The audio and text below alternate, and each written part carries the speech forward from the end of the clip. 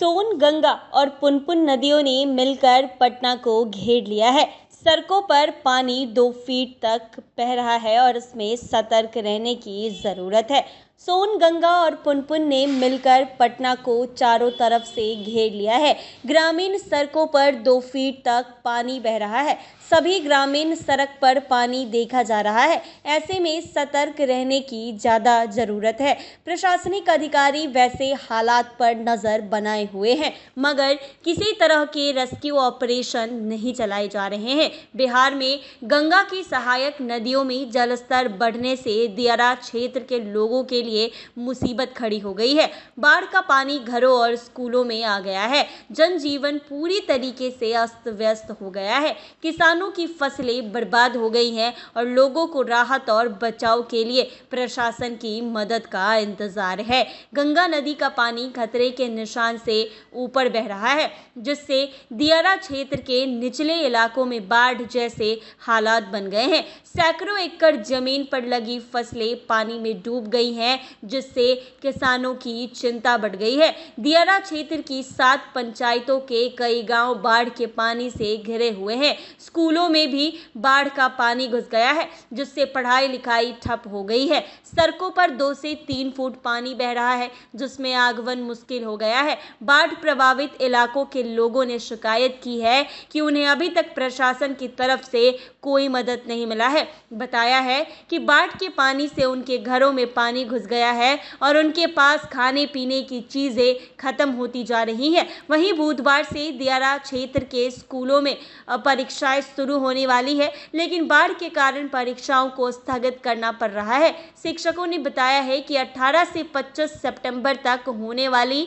परीक्षाओं के लिए प्रश्न पत्र वितरित किए जाने हैं, लेकिन बाढ़ के कारण स्कूलों तक पहुंचना मुश्किल हो गया है। बताया है कि गंगा नदी में तेज बहाव के कारण नाव से नदी पार करना खतरे से खाली नहीं है। मंगलवार को देवानाला पर गंगा नदी का जल स्तर 168 फुट दर्ज किया गया है, जो कि खतरे के निशान से ऊपर है। बाढ़ नियंत्रण केंद्र के अनुसार गंगा का जलस्तर अभी और बढ़ने की आशंका है। बाढ़ से प्रभावित इलाकों में हेतनपुर, कासिमचक, पुरानी पानापुर, मानस और नवदरिया शामिल है, जहां सड़क और खेतों में 1 से 1.5 फुट तक पानी भरा हुआ है। कई गांव के लोग अपने घरों की छत पर शरण लेने को मजबूर हो गए हैं। लोगों ने बताया है कि बाढ़ के पानी से मक्का, मंसूर और सब्जियों की फसल बर्बाद हो गई है। लगातार हो रही बारिश ने कई नदियों को उफान पर ला दिया है, जिससे राज्य के कई जिलों में बाढ़ जैसे हालात पैदा हो गए हैं। गंगा, सोन, पुनपुन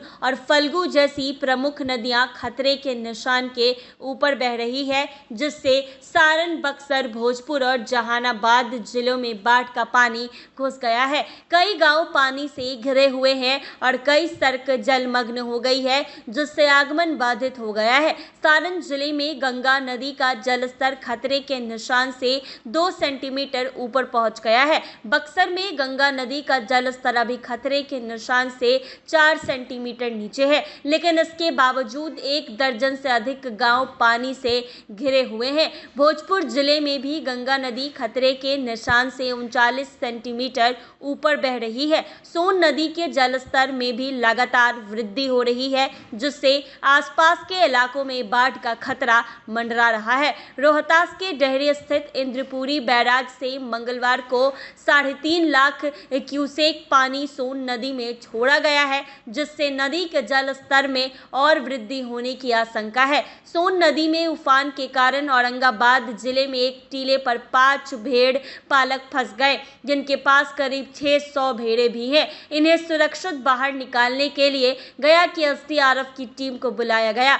जहानाबाद जिले में फल्गु नदी एक बार फिर उफान पर है। हुलासगंज के वनबड़िया स्थित उदेरा स्थान बैराज का गेट खोल दिया गया है, जिससे निचले इलाकों में बाढ़ का खतरा बढ़ गया है। नालंदा जिले में लोकाइन नदी में बाढ़ आने से मुसाढ़ी गांव के पास तटबंध टूट गया है। खालिमचक में भी तटबंध में दरार आ गई है, जिससे आसपास के इलाकों में बाढ़ का खतरा मंडरा रहा है।